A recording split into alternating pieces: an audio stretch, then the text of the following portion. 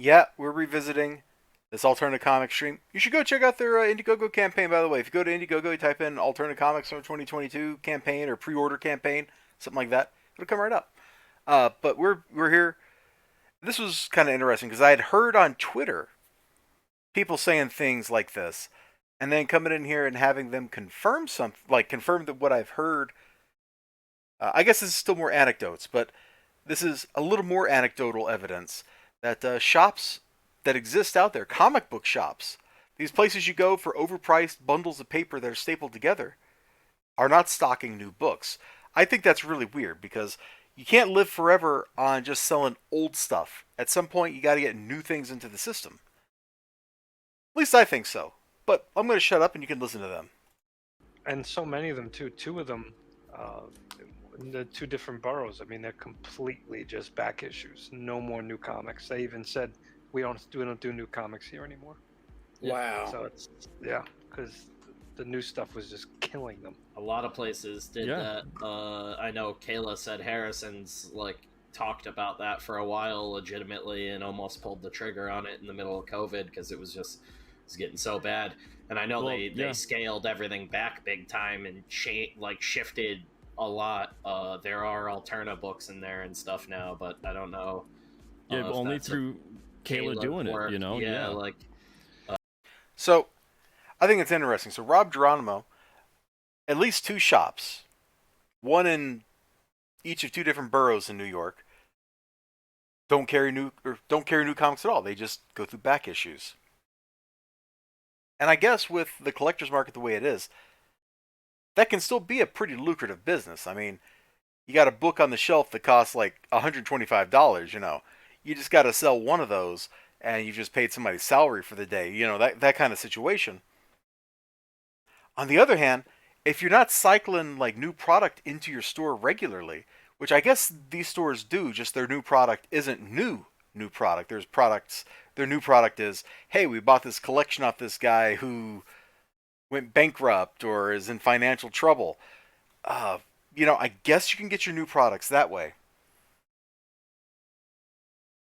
I just don't see how that is a sustainable business model for multiple stores. I realize New York City is huge. I've been there on business a couple of times. Absolutely huge place. Mostly I was just in Manhattan, down in like the financial district when I was there. But also up in the Bronx too. And the boroughs are large, and there's millions of people living all over the place, stacked on top of each other, one after another. It's a tremendous hustle, tremendous bustle. If there's going to be a place where there's an overheated market for purchasing used comic books from stores, that's probably the place that it's going to exist. That's probably the place where it's going to be. But I don't see how that is a sustainable model for the comic book industry. It might work for a couple of stores, and they might do pretty well for themselves because they're in good locations or they have good historical reputations. There may be a Midtown comic or like a Golden Apple comic or a Mile High comic or something where they're in that position that, hey, we've been around. People out there know who we are. But it's not good for the stores. It's not good for the industry. It's not good for the creators. In the U.S., for example, and I presume most places in the world, there's what's called the doctrine of first sale. So the author, the writer, the store, or the company, whatever, however you want to look at it, they only get reimbursed the first time that product is sold. A comic book is not a reoccurring revenue stream.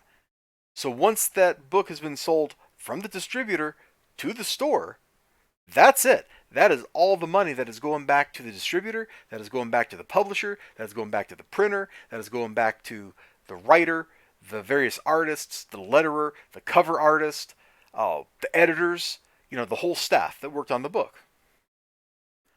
So those stores are probably really cool places to go in. One of the great joys of going to a new place is just walking into a comic book store in that place and seeing what they got. Because odds are they got some cool stuff in that store. Just lurking back there in the boxes, just waiting for you to pick it up and look at it. But if there's no new books going into the system, if there's no new money going into the system, creators like these fine people you see here at Alternative Comics, aren't going to get any money. Publishers aren't going to get any money. Distributors aren't going to get any money. The whole industry as it is now is going to just collapse if a lot of stores go into this, or possibly even worse, a lot of stores just straight up go out of business. It's a weird world we live in where stores would willingly do this, or worse, where they're driven to do this, because as Spencer said, that store he was talking about, Harrison's, was talking about getting rid of new comic books entirely. They decided against it and scaled their new stuff way back. So they're at least still buying some new stuff, but they're not buying a lot of it. And I don't know what that says about the health of the store or the health of the market, but those kind of things aren't good news, because I know, and we're going to go back to what I know, which is graham crackers. I know, talking to my shop man last year, he's like, man, you know, now that like all this COVID stuff is over, we're like selling gangbusters. We're selling more books than we have before. So that's what I can report is, you know, it seems very healthy, or it did last time I had this conversation, which I think was kind of late last year, maybe the middle of last year. It was right after a lot of the restrictions eased up around here. And they seem to be doing okay. Selling new books. Because that's what he was talking about. He wasn't talking about the back issue trade, which he does a lot of too. Man, I always see people in there digging through the back issue bins looking for things. I rarely do that. I mostly look through the 75-cent bin so I can get free stuff. But, you know, a lot of people come in, they look, you know, like, oh man, I'm looking for this one thing. Brrr, nope, it's not here, you know. And so if they find something, they take it with all the other stuff they got off the shelf, and boom, they got their new stuff, they got their old stuff. Best of both worlds. The whole industry for comic books seems like a house of cards. And even when one part of it seems to be doing well, it seems like other parts, other companies, even in other stores, like we're not even like talking like different levels of economics here. We're just talking like different regional like stores seem to not be doing so good while others are thriving. Maybe that's normal. Maybe that's normal.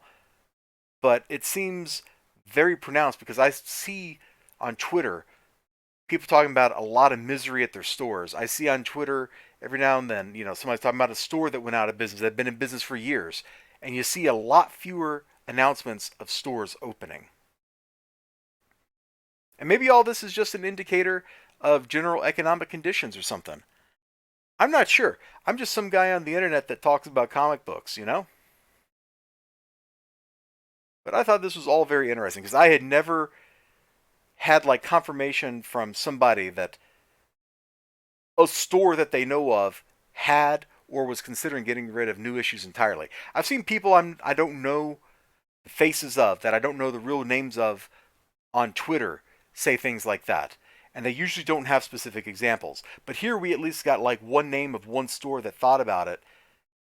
And a creator saying, you know, he's personally seen like 2 stores that were doing it that way. Interesting stuff. Interesting food for thought. I hope you all have a great night, great day, great whatever you got going on. Until next time, take care. Bye-bye.